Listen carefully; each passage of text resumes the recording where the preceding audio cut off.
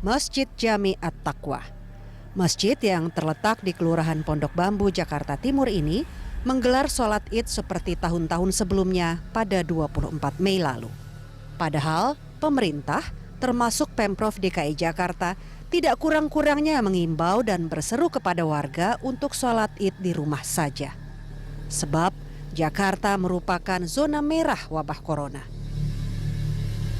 Kerumunan orang sengaja dihindari karena rentan menjadi penyebaran COVID-19.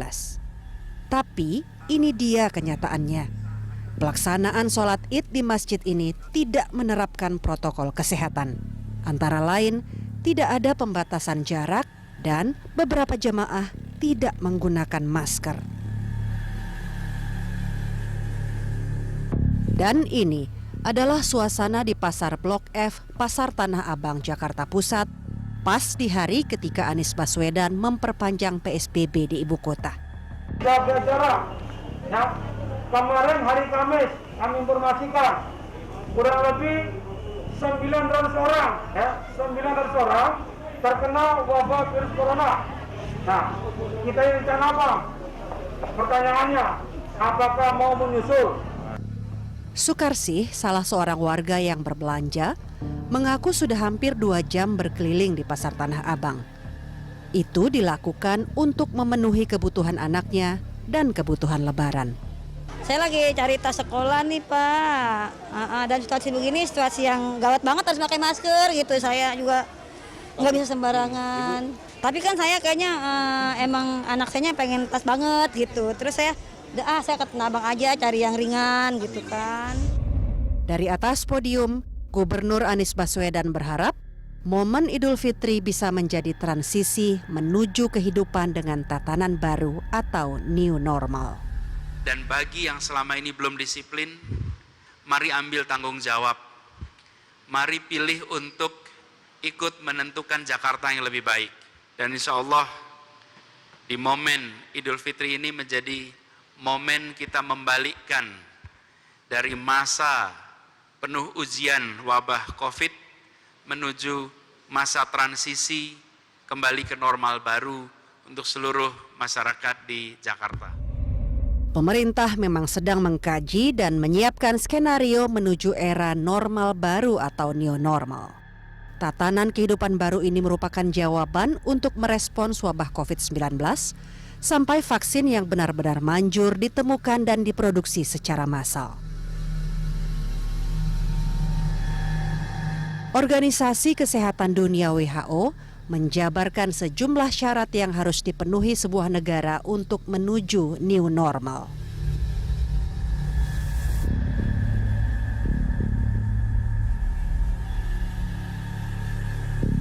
Syarat itulah yang dipakai Badan Perencanaan Pembangunan Nasional Bappenas untuk mengkaji penerapan new normal di tanah air. Jadi WHO memberikan beberapa indikator dalam rangka menyesuaikan kehidupan normalnya, new normalnya itu dengan COVID. Sampai kita belum menemukan vaksin. Hingga 22 Mei, Gugus Tugas Percepatan Penanganan COVID-19 mencatat ada 29 wilayah yang menerapkan PSBB. Wilayah tadi terdiri dari 4 provinsi dan 25 kabupaten. Belakangan, Kota Tegal dan Kota Makassar telah menyetop PSBB. Seperti dipaparkan WHO, new normal punya syarat.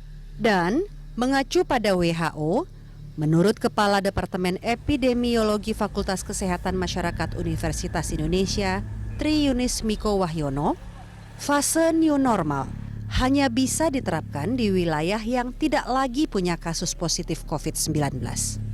Jadi yang kasusnya udah nol, pastikan dia bisa tidak melakukan PSBB begitu atau melonggarkan. Jadi mulai menerapkan new normal begitu. Jadi dilakukan evaluasi dari seluruh gugus tugas provinsi, laporkan kabupaten-kabupaten yang bisa melakukan new normal dari sekarang. Tidak ada satupun negara di muka bumi ini yang punya solusi tunggal dalam melawan wabah COVID-19. Negeri kita sudah 3 bulanan berperang melawan wabah ini. Namun, kasus positif COVID-19 belum menunjukkan penurunan. Hingga 26 Mei, di Indonesia ada 23.000 kasus positif. 6.798 kasus diantaranya berada di DKI Jakarta. Angka positif di ibu kota ini masih yang tertinggi dibandingkan provinsi lain. Jadi kalau mau new normal benar-benar aman, itu adalah kasus baru 0. Jadi dan itu paling tidak seminggu atau 10 hari begitu. Jadi yakinkan bahwa itu udah melewati masa inkubasi. Jadi kalau mau ada titik negosiasi atau titik seimbang antara perekonomian atau tuntutan masyarakat dengan kasus, ya itu jumlah kasus minimal yang stabil begitu, jumlah kasusnya minimal udah stabil. Kalau Jakarta mungkin 10 lah, 10 kasus di bawah 10. Kemudian syarat yang kedua harus dilakukan begitu, isolasi kasus dan isolasi kontaknya dengan aman. Dan Jakarta sebagai kota metropolitan yang paling menyedot warga untuk mengais rezeki harus siap-siap. Di masa arus balik Lebaran, Jakarta akan kedatangan warga yang baru saja pulang kampung atau kaum urban anyar yang sengaja datang ke ibu kota untuk mengadu nasib.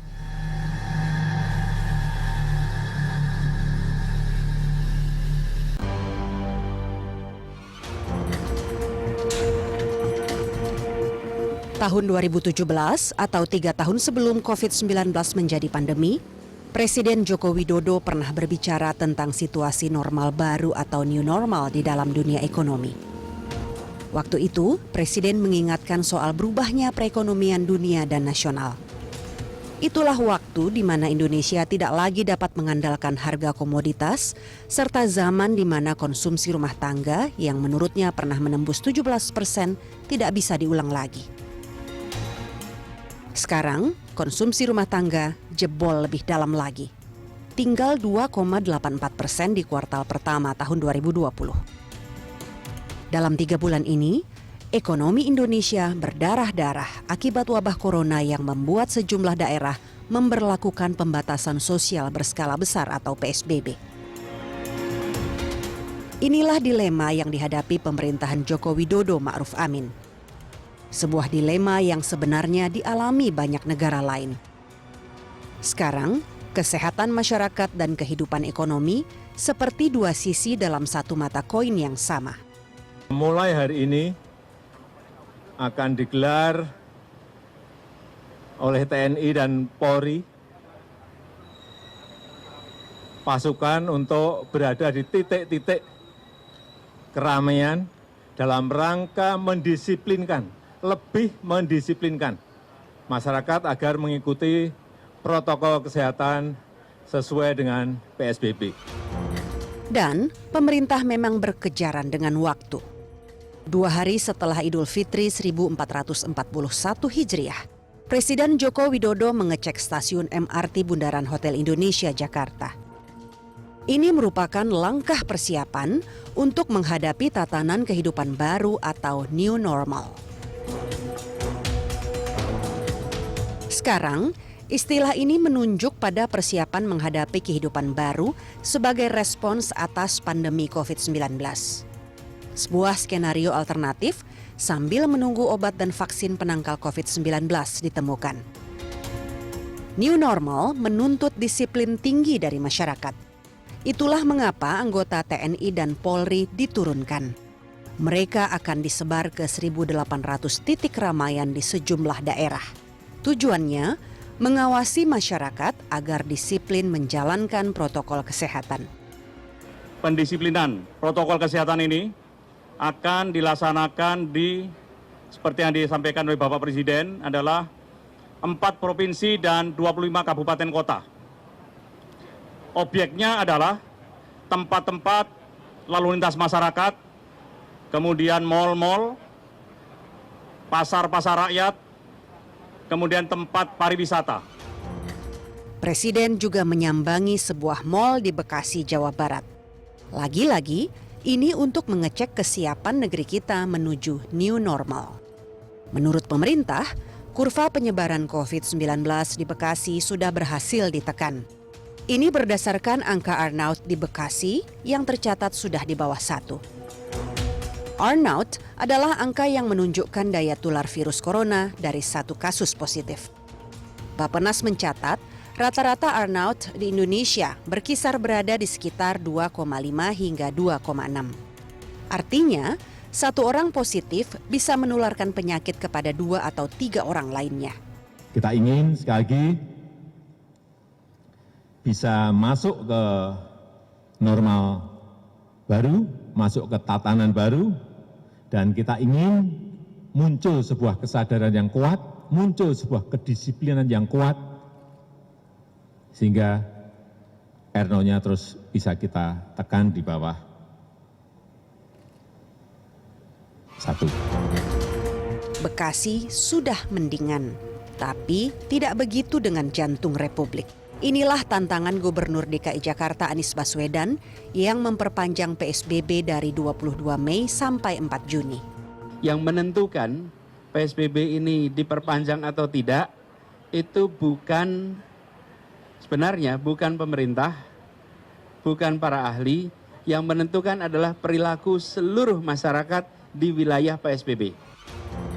PSBB Jilid 3 di Jakarta masih berlangsung dan hasilnya belum bisa diketahui. Asosiasi Pengelola Pusat Belanja atau APPBI DKI Jakarta mengumumkan sejumlah mal atau pusat perbelanjaan bakal dibuka secara bertahap pada 5 hingga 8 Juni nanti. Menurut asosiasi, rencana tadi mengacu pada keputusan Gubernur DKI Jakarta yang memperpanjang PSBB dari 22 Mei hingga 4 Juni. Jadi kalau saat ini ada yang mengatakan bahwa mal akan buka tanggal 5, mal bukan buka tanggal 7, itu imajinasi, itu fiksi. Karena belum ada aturan manapun yang mengatakan PSBB diakhiri. Soal new normal, pemerintah pusat telah siap payung sebelum hujan. Menteri Kesehatan Terawan Agus Putranto telah menerbitkan surat edaran tentang protokol pencegahan penularan COVID-19 di tempat kerja, sektor jasa, dan perdagangan atau area publik. Surat yang ditekan pada 20 Mei lalu ini bertujuan untuk mendukung keberlangsungan usaha selama pandemi. Protokol pencegahan ini berlaku untuk pengelola tempat kerja, pelaku usaha, pekerja, serta pelanggan atau konsumen. Pengelola tempat kerja di sektor jasa dan perdagangan atau area publik juga wajib melakukan pembatasan fisik, meminimalkan kontak dengan pelanggan, dan mencegah kerumunan pelanggan.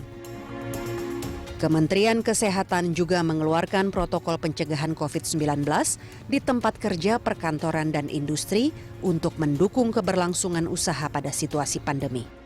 Dalam keputusan Menteri Kesehatan itu, disebutkan dunia kerja tidak mungkin selamanya melakukan pembatasan. Untuk itu, selepas pemberlakuan PSBB, perlu dilakukan upaya mitigasi dan kesiapan tempat kerja seoptimal mungkin.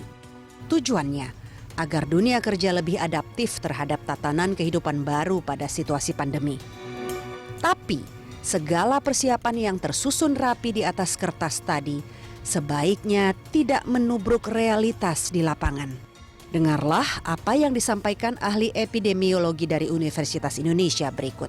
Di dalam protap gugus tugas, pembukaan new normal itu memang harus bertahap. Minggu pertama apa yang dilakukan, minggu kedua apa yang dilakukan, minggu ketiga apa yang dilakukan, minggu keempat apa yang dilakukan, minggu kelima apa yang dilakukan. Nah, selama new normal ini kan akan lama, setahun, memastikan bahwa semua sektor-sektor yang dibuka aman dari COVID-19.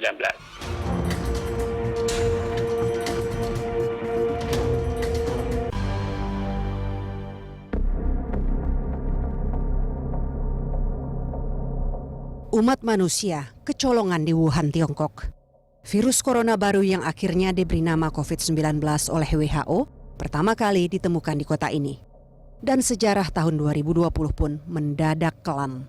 Kita masih ingat di awal Februari lalu, sejumlah negara seperti Jepang, Amerika Serikat, dan Korea Selatan misalnya harus mengevakuasi warga mereka dari Wuhan. Cerita selanjutnya kita sudah tahu semua. Dunia sedang berperang melawan corona. Salah satu yang epik datang dari Vietnam, negara yang membentang dari Hanoi di utara hingga Ho Chi Minh di selatan. Republik Sosialis ini layak mengklaim telah menang perang terhadap corona. Sebab negara yang berbatasan langsung dengan Tiongkok ini mencatat 0 kematian akibat COVID-19. Kasus positifnya pun cuma sekitar 324 orang. Jadi mereka langsung mengambil pembatasan, mereka stop ya aliran manusia, sempat aliran barang juga di stop dalam 1 mingguan ya. Kemudian dia melakukan lockdown atau istilahnya social distancing itu secara rigid ya, patuh selama 22 hari, hampir 3 minggu. Jadi mereka sekarang sudah yakin tidak ada virus, sehingga mereka sekarang fokusnya di kebijakan ekonomi. Kunci Vietnam mengatasi wabah corona adalah kombinasi dari respons cepat dan kontrol yang kuat dari pemerintah. Kekuatan baru ekonomi Asia Tenggara ini berani menutup penerbangan internasional yang menjadi andalan pemasukan mereka di sektor pariwisata. Vietnam juga menerapkan protokol kesehatan dengan pengawasan yang ketat. Inilah berkah dari sosialisme yang dipeluknya. Karena itu, warga mereka punya kepatuhan yang tinggi terhadap aturan yang diterbitkan pemerintah. Jadi memang yang saya lihat Vietnam itu berani mengambil langkah yang mungkin di istilahnya kurang lebih total lockdown ya. Total lockdown itu betul-betul membatasi ya, tidak boleh ada mobilitas manusia, tidak ada gerakan manusia. Kemudian tidak ada kegiatan bisnis ya, ekonomi kecuali yang esensial ya. Yang esensial itu kan beli bahan makanan atau kesehatan, perbankan ya. Itu yang terjadi. Transportasi stop semuanya. Dan ajaibnya, dalam sebulan terakhir sudah tidak ditemukan transmisi lokal di sana. Inilah yang menguatkan negara itu memberlakukan new normal. Kondisinya sejak tanggal 23 April back to normal, artinya kegiatan aktivitas ekonomi, aktivitas bisnis, toko-toko ya, dan hanya supermarket itu sudah berjalan normal.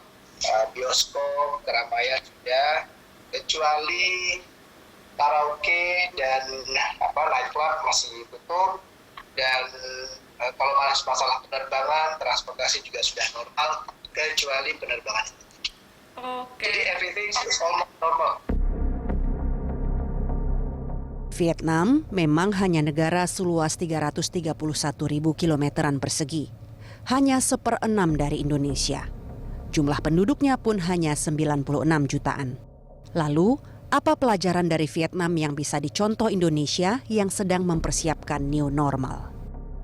New normal sih yang dilakukan di Vietnam pada dasarnya karena mereka melihat pertama tidak adanya terjadinya penularan selama 1 bulan terakhir. Kedua, mereka membuka hampir seluruh sendi ekonomi kembali normal karena kegiatan ekonomi maupun kegiatan sosial. Karena itu diperlukan untuk suatu negara berkembang. Namun di tahap awal itu ketentuan-ketentuan seperti misalkan harus mematuhi ketentuan tidak boleh berkumpul banyak orang ya, kebersihan, physical distancing itu tetap harus dipatuhi. Dan itu dibarengi dengan law enforcement yang di sini cukup efektif. Jadi ada mobil-mobil kecil gitu ya yang berpatroli dan pakai toa gitu ya, pakai ini. Begitu dia lihat ada orang yang duduk di luar, tidak boleh, harus masuk ke dalam. Tak ada lockdown ala Vietnam di negeri kita. Yang ada jurus PSBB atau pembatasan sosial berskala besar. Ini semi-lockdown dengan pemerintah daerah menerapkan pembatasan sosial dan memberikan bantuan sosial kepada warga terdampak. Beberapa daerah seperti Kabupaten Goa, Kota Makassar, Kota Tegal, dan Kota Palangkaraya telah menyetop PSBB. Khusus untuk Palangkaraya, Gubernur Kalimantan Tengah Sugianto Sabran meminta PSBB dilanjutkan. Sebab sehari sebelum PSBB dihentikan, kasus positifnya naik menjadi 77 orang. Kami di Bappenas telah mencoba menyiapkan dashboard untuk kabupaten dan provinsi seluruh Indonesia, sehingga kita bisa lihat daerah mana saja yang sudah boleh pada 14 hari ke depan dan mana yang belum boleh. Dan jadi protokol itu nanti akan disiapkan, harus dipromosikan tentang bagaimana hidup new normal itu, yaitu bagaimana nanti sikap kita di mana saja ketika kita itu yang ada punya potensi kontak kepada orang lain.